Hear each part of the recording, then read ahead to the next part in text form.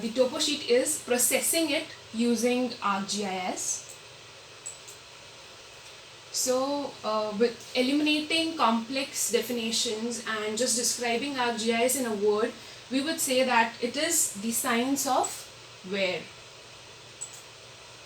On clicking ArcGIS, this is the immediate screen that you will see. So you must have your .png or JPEG file in whichever extension you might have saved on the right hand side, which is the catalog option of ArcGIS. What you need is, you just have to click the file and drag it with the help of your mouse on your working space. You might notice that in your left hand side there is a table of content where there are layers shown. These are the layers in which ArcGIS is working and is processing its sheet. So the step 2 is georeferencing. So you might have observed while downloading that there are some coordinates mentioned in your sheet in your PDF format. So you must notice that and note down that in your particular book, and please note that the coordinates of the topo sheets when converted to ArcGIS are only in degrees. So if 72 degree 30 minutes are converted as 72.5, and you have to do that for each and every coordinate. On clicking georeferencing and adding the note point, you may add all the input values for x and y as shown here. Please note that it must go in a clockwise direction or anti-clockwise direction. Haphazard direction will not help you and will not give a desired result. So the next step is creating a coordinate system for your values so it can read that. Right clicking on your map will give you an option of data frame properties. After that, you'll select the coordinate system, and that will be geographical coordinate system. Click OK. You'll get world. In that, you'll select WGS 1984 and click OK. This is the summary created for your, and the step 4. Step 4 is to convert your .png file into IMG, that is imagine image format, because when we'll do clipping in the further steps we would require this format, as the ArcGIS is not able to evaluate. So our sheet, that is 46C9 is converted to .img and it is saved. The same thing you need to do with the topo sheet of 46C10 with the same process that we have done for 46C9. Save it, and this is the screen that you will see.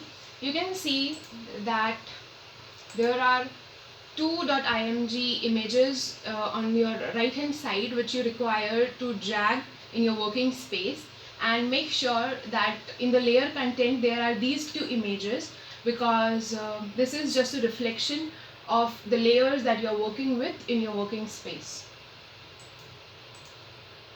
Step 7. It is the way you have converted your maps to .img file. Similarly, you need to convert your Kml file which you saved back in your Google Earth Pro to layers. So for that, go to Geoprocessing, Arc Toolbox. There you will find conversion tool, in which you will need to select Kml To Layer. Now, the three options it had in input, you must give a value of Piyush polygon, that was the layout of your project. The way please set the output location as per your comfortability and click OK. It will take a while for processing. After completion, please click close. So once your KML file is converted, you may see that in the layers, click zoom to layer in order to get a zoomed in view of the same. This is the layout of Piyush Industries that you can see in the working space. Now, the way we gave the coordinate systems to the sheets, to the maps, similarly we'll give the coordinate system to this. So by giving a right click and selecting data frame properties, projects and coordinate system, UTM, and OK. Northern Hemisphere, WGS 1984 UTM Zone 42N, and this is the summary of the same in the GIST. You may click OK. With the step 9, you need to create a shape file. So a shape file is a simple non-topographical format which reads your geometric data and the informational attributes. So for doing that, right click on the polygon, follow the screenshots that we have made. Okay. With the desired name, and please do not forget to have shapefile as an extension before clicking save.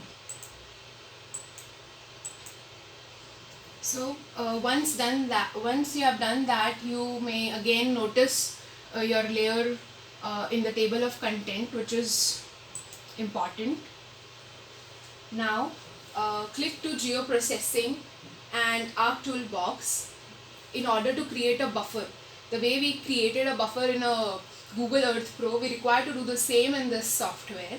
So create a buffer of 10 kilometers, and the input raster that you are provided here is the Piyush polygon, because around that you need a 10 kilometers buffer. So keep a value of 10 and kilometers as the meter and click OK. In the step 11, this is the most important step, as you need to click your sheets in this. So again, click on the Arc Toolbox, clip. Now here in the input raster, you have to clip 2 times. Once for 46C9 and other is for 46C10. Starting with 46C9.img, we'll start it, and do not forget to tick mark here, because if you don't do this, you will clip the inner zone rather than outer ones. So click OK after doing that. The way you did for 46C9, you must do the same clipping for 46C10, and this is the final outcome after the clipping. You have created a 10 kilometer buffer with the maps that you have downloaded. So this is our project site, and you may see the layers once you have clipped in the table of content. Okay. So now you have to set your map in a landscape view. So for that, click File, Print Preview, and select the layout view. Do keep in mind the scale of the study area. Select landscape and OK.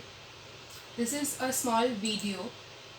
But before that, we need to understand from where the data frames came. So for that, select the insert option and click on data frame. The rest of the video will guide you to prepare a full scale study area map. I don't notice.